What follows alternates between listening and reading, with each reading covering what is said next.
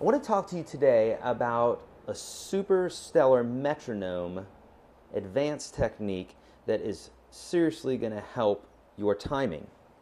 Okay, this is a technique that musicians who have worked with a metronome for a while do to give themselves less of a correction by the metronome, meaning more notes in between each correction or each click of the metronome, which really helps your ear and helps your internal clock to stay right on target. Okay, let me give you an example. Let's say I have this metronome set at 180, meaning 180 beats per minute. And let's say I'm playing the scale. I'll be playing an A major scale here.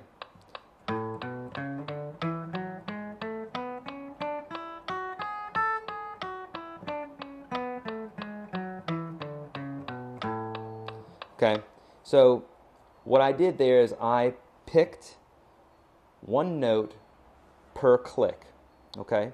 And that's great. This is a great way of learning how to use a metronome, and it gives you a correction with each click, okay?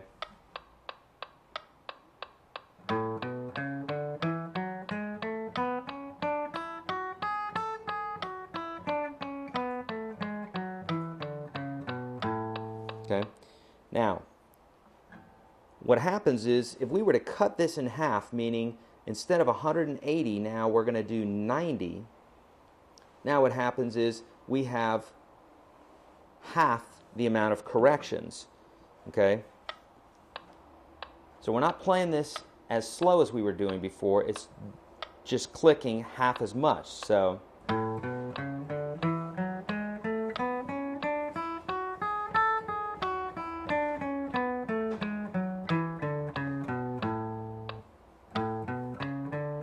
okay, so what we're doing here is we have two notes per click, whereas before we were having a click per note. You probably know where I'm going with this. What we want to do now, after you've practiced your scales using eighth notes, then 16th notes would be our next best bet. And so yeah, we can speed it up, but we also need to get to dropping the metronome half speed again. So it was at 90 before, so 90 divided by 2 is 45. So now we have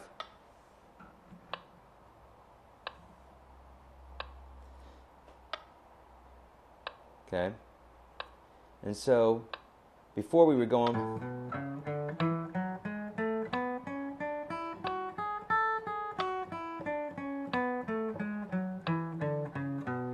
now we have 4 notes per click.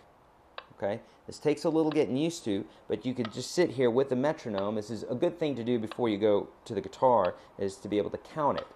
So 1, 2, 3, 4, 1, 2, 3, 4, 1, 2, 3, 4, 1, 2, 3, 4, 1, 2, 3, 4, 1, 2, 3, 4. You got to be able to understand it here and in here before you can play it. Okay? Super important on every level of the guitar with everything that we're doing, but specifically when it comes to a beat, you've got to be able to feel it, okay, to understand it. Listen to it a bit and then start counting.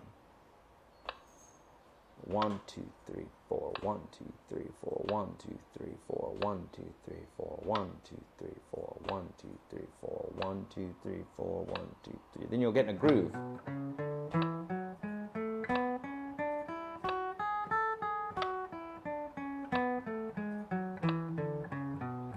Okay, so now that's 16th notes.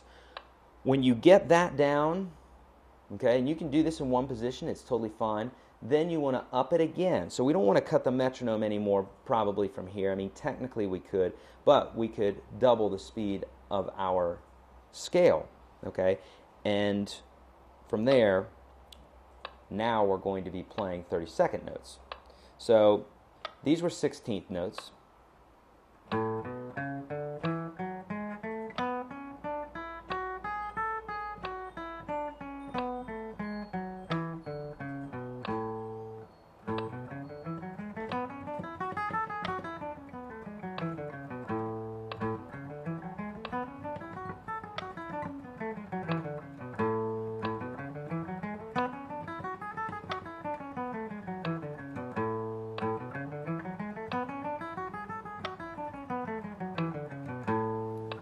And there I was doing 30-second notes, okay?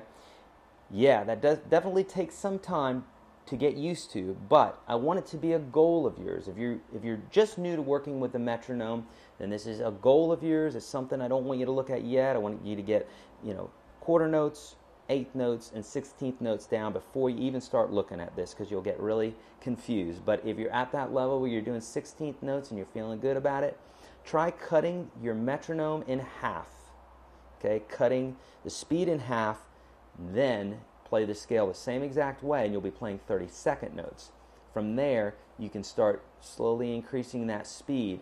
But instead of working on speed right now, per se, what we're working on is being less reliant on the click of that metronome and building our own internal clock.